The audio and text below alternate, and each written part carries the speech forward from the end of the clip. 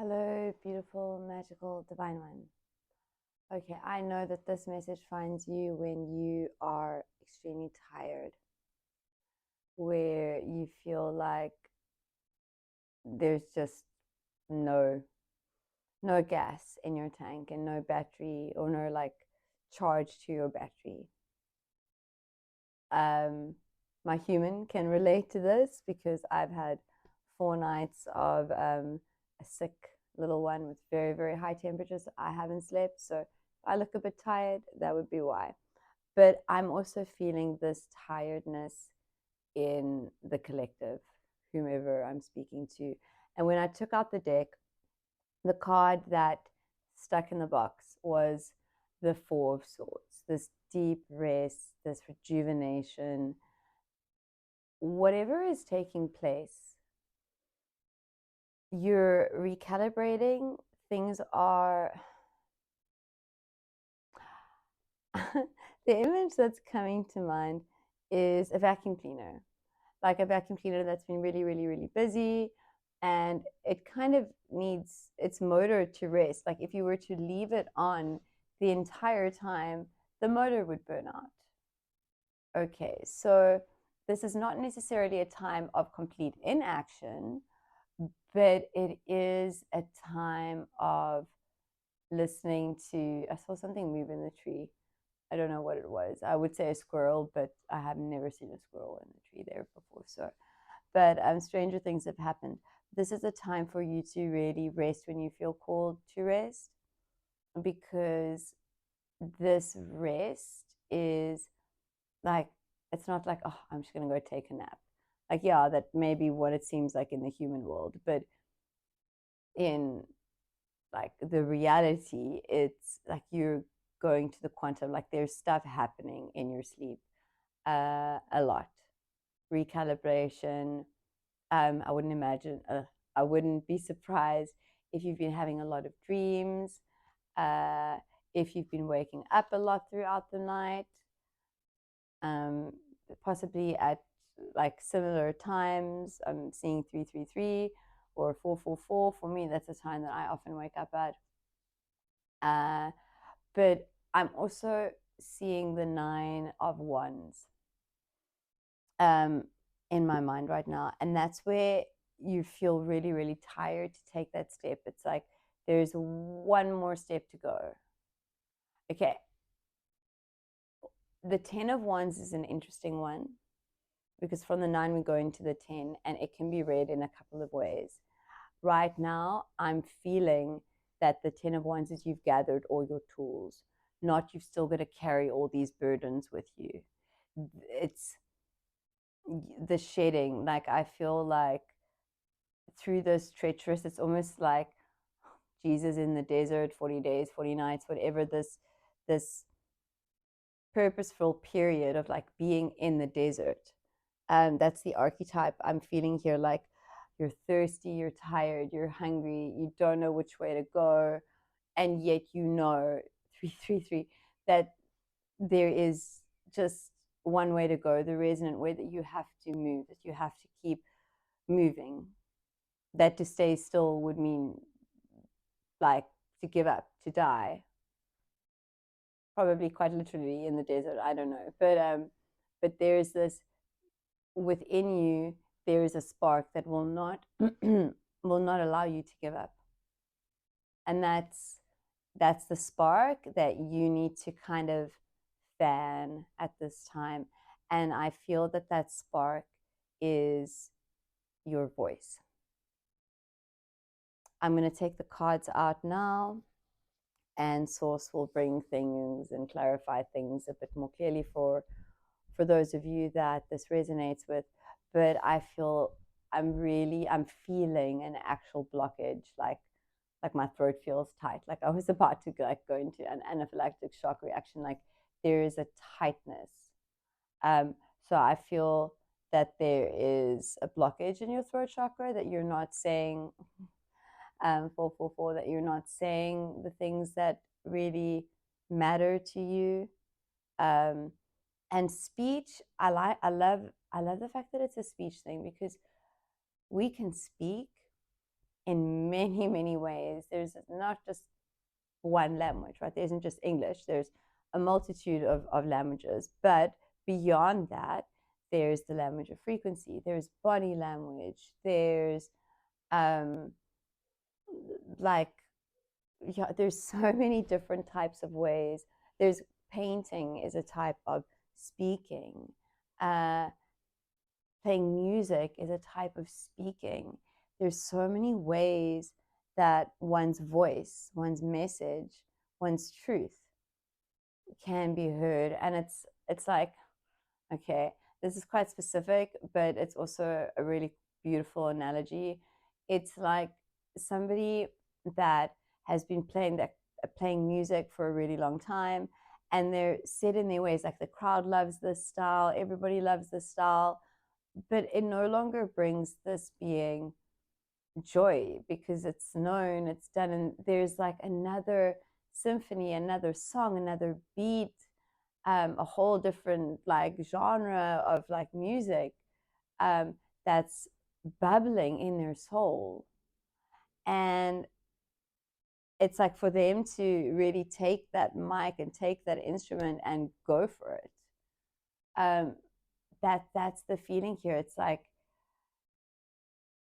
playing, you've been playing somebody else's music for so long, and now more and more and more, I imagine, with each day, with each breath, you're hearing your music, you're hearing your rhythm, you're hearing your beat. And it's a beat that is like undeniable. It's like you can't help, you know, sometimes when you're just sitting somewhere and there's music in the background and like your foot just starts moving, or like you just kind of start kind of moving to the music. You have felt your rhythm, your body remembers it, and it's like somebody sitting on the sidelines at their wedding dance, okay? It's somebody like not stepping up to the stage when it's their turn to dance. Um, you've chosen the song is alive within you. You may have some stage fright, you may be afraid that everybody's watching, but only you can like be the bride to the groom. And I don't know why it's coming through this way, because what I'm really seeing, it's like the divine feminine, the divine masculine, but like the groom as the universe, the groom as the you that is seemingly outside of you. What has been coming through a lot for this collective, and I feel like I'm on a record on repeat, and I know that source does this until it resonates, sinks in, activates whomever it is meant to. But your reality is an echo of the past now use choices. It's something that is like your shadow in a way. It's like behind you, it's past. Like your reflection in the mirror, right? It's like a hall of mirrors. It's not what it appears to be. And it is still dancing to the old rhythm. And you are the only one that can teach this new rhythm, this new dance, this new way, and this new beat to everyone. And you can't do it by talking about it. Not really. Like it's how you live, it's how you express, it's how you play, it's how you show up. It's or 912, it's you choosing to be resonant even when it makes your human uncomfortable. And that's what this is all circling back to, is you set the stage. You created this perfect space for you to be seen, heard, and experienced in your truth by those who you have soul contracts with, those who you are meant to assist. But in your humanness, like sometimes we think that just assisting one isn't enough. The ripple of you knows no bounds. One person seeing you dancing to your rhythm. Everybody else may shun you, but one person may be inspired by you. And that one person may be the ripple that inspires everybody else, but it began with you.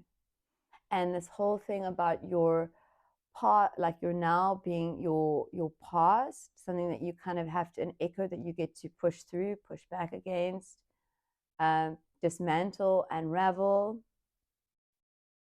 It's you get to, it's like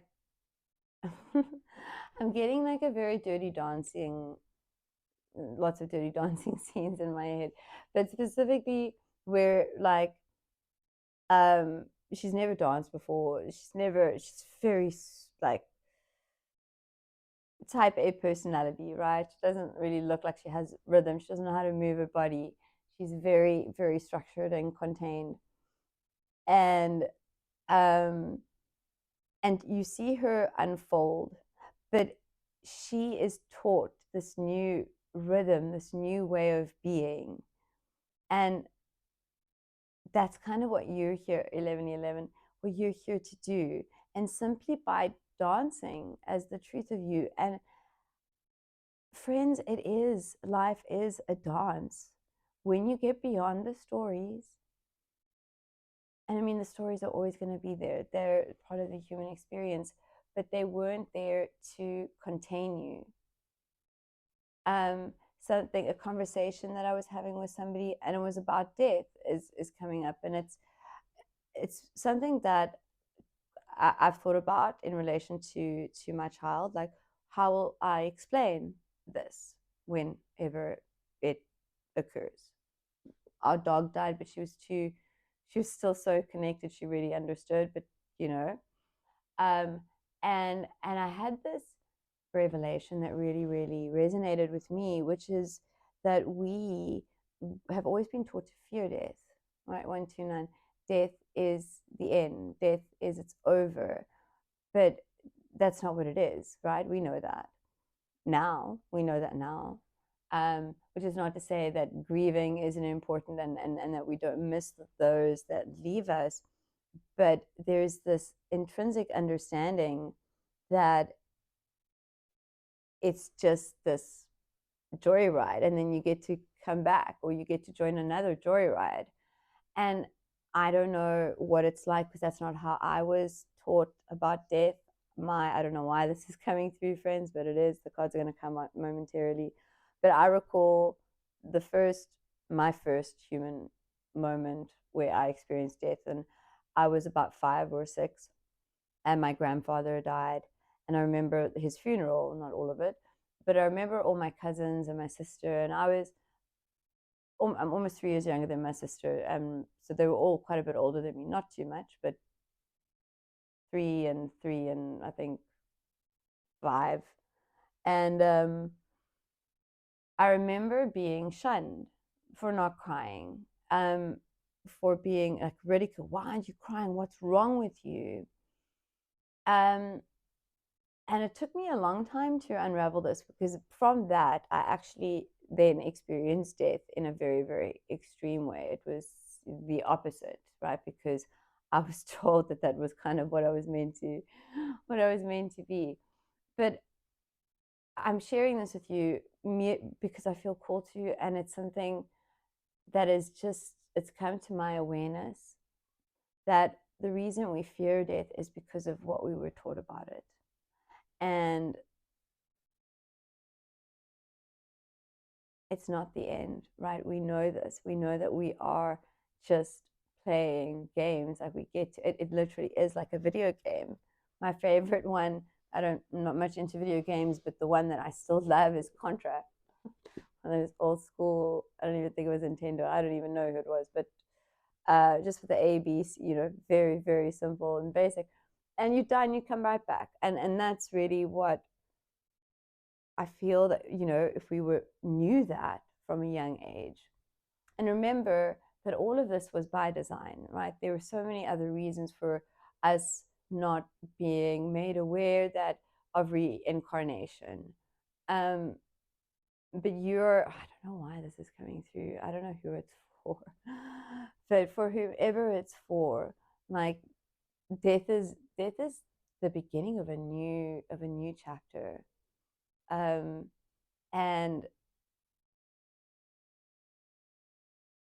that is one of the most limiting things that we as humans have. It's one of the most linear things, right? That's the time. And we put so much pressure on ourselves in this lifetime time because we think that we have to achieve it all.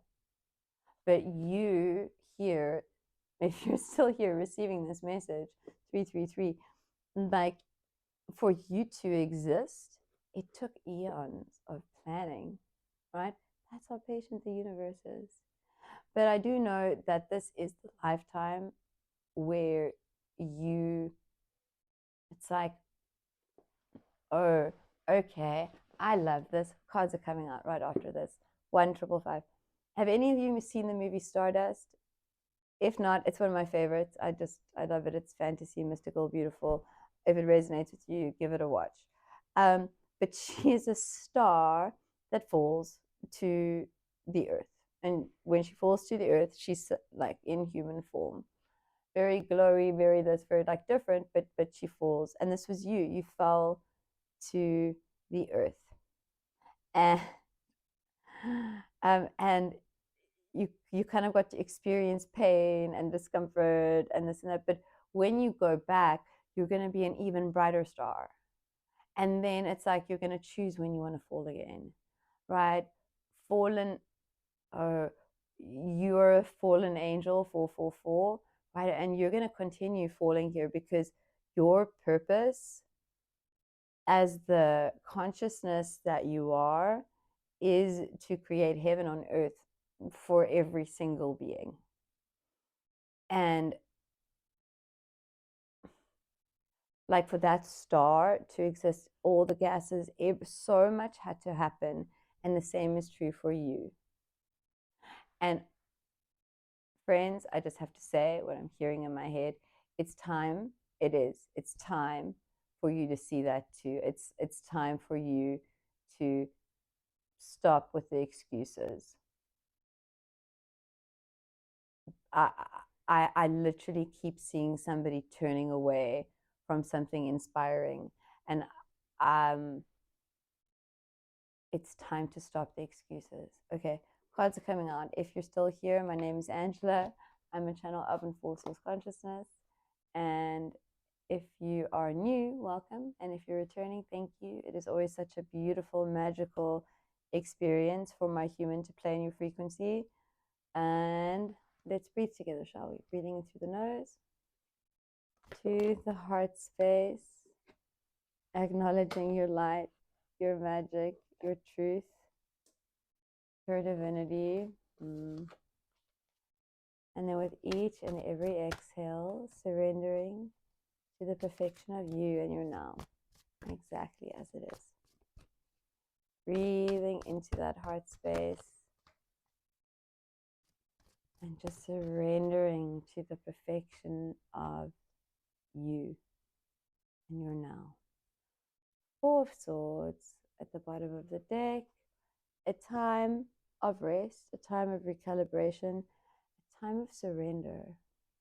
Now he's straight underneath the 4 of Swords.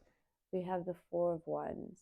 We also have the 2 sevens that came out at the beginning with the 7 of Cups and the 7 of Wands. We also have the 10 of Wands, the 10 of Swords. We have the 6 of Swords. What's at the top here? Okay, the 4 of Pentacles. I'm going to take it because 4s do seem to be really, really relevant. The 6 of Swords is really about steering. It's actually not about steering your ship here. It's about trusting that where you feel called to go, that the road is going to magically build itself and be there. It's like walking on thin air and trusting that that thin air is going to hold you, carry you. It's laying down your sword. It's surrendering. It's trusting the universe. The 4 of Wands is about celebration. This is really a time where this tiredness, it feels a bit I'm just going to use the word matrixy because that's all I can really, that's all that feels resonant to say here.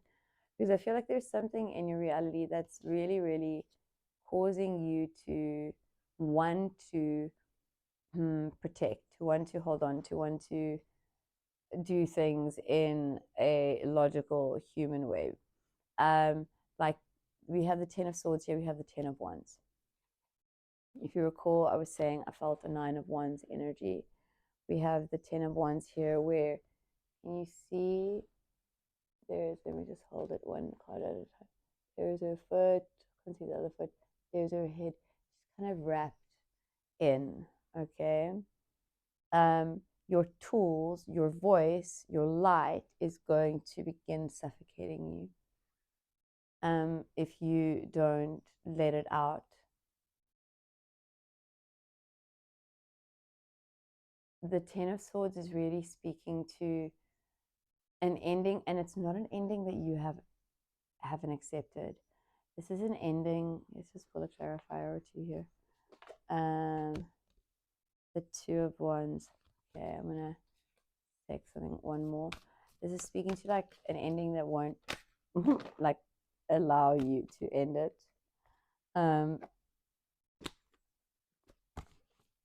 It's like it's something that's proving to be very difficult to walk away from, or and there's nothing wrong with that. We have the 2 of wands here. We have the chariot. We have movement. Allow things to shift in their own time. Things will shift. The road ahead will be lit up for you. So by the moon, the view. It's like right now. If that's what she was looking at, she's just looking. She's just looking. She's just looking anywhere but where she is. She doesn't know that there is something else outside. There is like another place to be, that there is a way out, that there is a door, that there is a window, that there is a boat, that there is an ocean. Right now, it kind of feels a bit like this. This is going to be revealed to you. Okay? It's not so much the way out because there's nothing to escape. You are exactly where you're meant to be, but you've also almost learned all the lessons that you need to learn where you are, or in the space that you're in, or with whatever this thing is. It could be a person, it could be a place, it could be a job, it could be a way of being. And it's going to be different for each and every one of you. But what will be the same is that you'll know what it is, right? There'll be no, and yeah, you won't be able to lie to yourself on this one. You haven't been able to lie to yourself for a while now, right? And the chariot really shows and confirms that it is going to be lit up. And it's like, you don't necessarily have to wait for a boat, like a car, something. It's going to be different. Like you're going to be standing there waiting, like in the 3 of wands, waiting to go onto the boat. But actually, it's also going to surprise you. The unexpected, expect the unexpected. And that means expect nothing. Just be here now, and the unexpected will find you. Something is going to swoop up and be like, hey, I'm here to take you to this place. What's really interesting here, I did a reading, you would have found it yesterday, about you being the missing 7 and you showing up. We have the 7 of chalices, the 7 of wands, trusting the way that you feel called to walk, right? And not being distracted. Like, I'm really called to the snake here. I mean, the snake is often in biblical references, but the snake, the serpent, this dark energy, and it's not necessarily dark, it's just lower density. And I feel like it's this thing, like I said in this 10 of swords, it's this thing that isn't quite letting go. That and this could just be the matrix, right? This could just be that your thoughts are on serious overload. I have found that a little bit sometimes. Like I've shared here many times that for me, shower time, it's like shower however many minutes I get there, but my frequency music's on. It's like a sensory deprivation tank, and that's where I go into the quantum. But sometimes I really, really struggle. Sometimes my 3D world really comes like attacking me. And there's two things that I do when I like dance to the frequency music. Like I move my body, I move the energy. And another thing I do is I hum, all right? Because when you hum, your brain can't think. Try it out. I'll give you a moment to do that. So when this serpent energy, this matrix, this and the word serpent is really coming through. And I don't like going on these, like, I don't understand it all because I don't need to, but I do understand that there is, call it serpentine, what I think another word for it is draconian, and there's all this stuff about like lower entity beings. And if you read certain literature, it kind of confirms these like lower thought entities. And I feel like this is maybe what you're dealing with in some shape, way, or form in your reality is a lower thought entity that is like really giving its last hurrah. And that last hurrah is going to possibly be very, very tempting for your human. And it's going to make you reconsider some stuff, because while you've closed the door, because the door hasn't closed on both sides, there's still wiggle room. I did not see this, friends, that the death card was out here. And this is, I'm going to pull a clarifier, but this this is for me just confirmation here from source going, don't, like, you don't have to worry about this. You've got this in hand. The this the savior, and it's not so much like necessarily like a white knight or a knight on a white horse is gonna come and fetch you, but it's that kind of energy. Okay, there is something miraculous, like that is coming in, and it's gonna be undeniable. Like source is handing you a flower. Okay, what the ace of chalices. Yeah, friends, new space in the heart space, overflow. It's like you were a fountain and you weren't sprouting water. There was no water. Like you're suffocating, starved, dried out. This is what is shifting. Right. So let's pull the clarifiers on which card. I'm gonna just pull some alchemy here. The nine. Okay, the nine of wands, which didn't really come up, but the 10 of wands did. So let's put it there, right? Because this is where you, only you've got the tools, you've got everything you need. It's where you get to choose to not see yourself as healed, embody that, move in the world as that. Like there is nothing wrong with you. When you make other people uncomfortable, cool. Let yourself be the villain in somebody else's story, because they're still playing with stories. You're not. You can see beyond it. Now it's time to flow that way. Okay. Oh, and this card literally landed where it's standing up like this. It's really funny because there we go. Chiron, I can never pronounce this. I should really go and check out the Latin. And Chiron, okay. Being called to the bottom here. The despicable face. I'm not surprised. Like you're done hiding the good, the bad, the ugly. Like there is no more hiding for you. It's just suppression. And like you're just done being suppressed.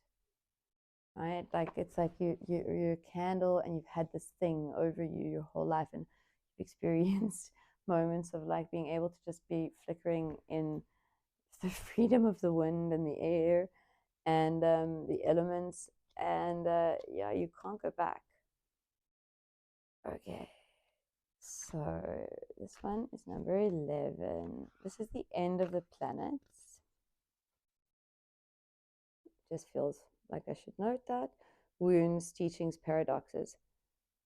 Chiron is a cosmic enigma. In Greek mythology, he is said to be the rejected son of Saturn, who through the pain of abandonment becomes a great teacher and healer. Such is the paradoxical nature of this minor planet. It demonstrates that our pain is a great resource. It will guide us to our deepest purpose if we are able to observe it slowly, gently, and with support. When this card appears, know that you are being called to deepen the work, to delve into tender parts of yourself that require patience and forgiveness. Victim mentality will get you nowhere. You're past blaming. It's time to let your painful experiences serve as a beacon of light to others. Chiron reminds us of where we've been and where that allows us to go.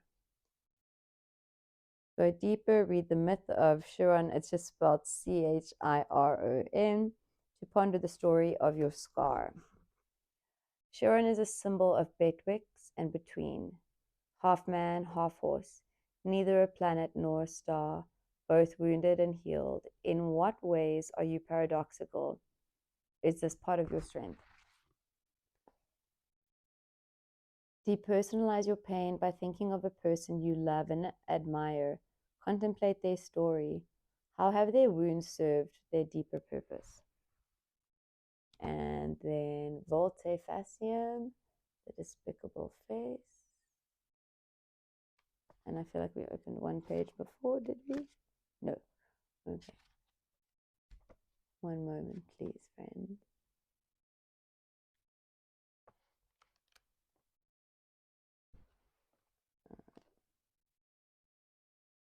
Okay.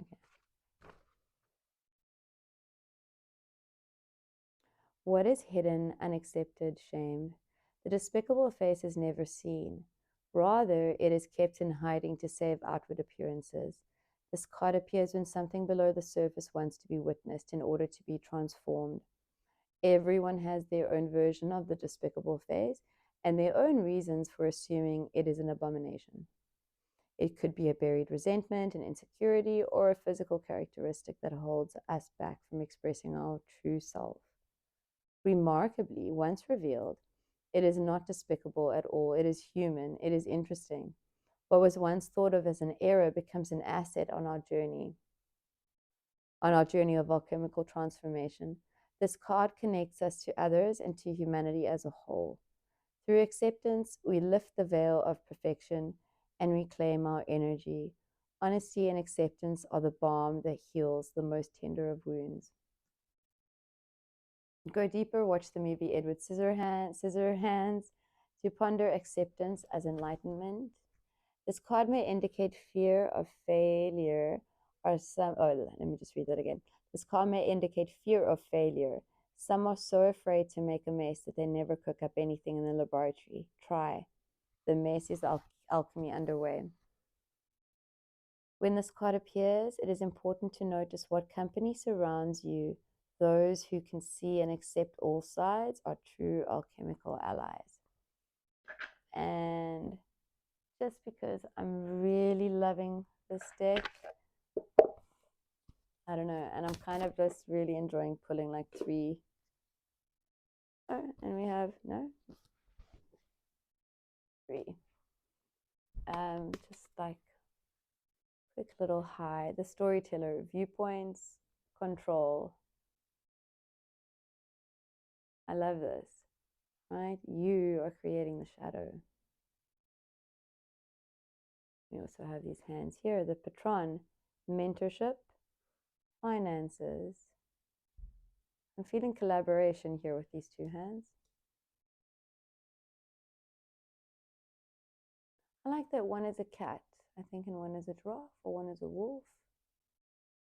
But also in the sense that this collaboration may not be, and maybe extraordinary, kind of like, what's that beautiful movie, The Fox and the Hound, where they become friends as kiddies and then enemies as adults and then friends again. The runaway, secrets, running from problems. And this is, I feel, what you are walking away from, like what you've closed the door on. 10 of Pentacles. Oh yes, my friend. You've closed the door on running away. You're not running.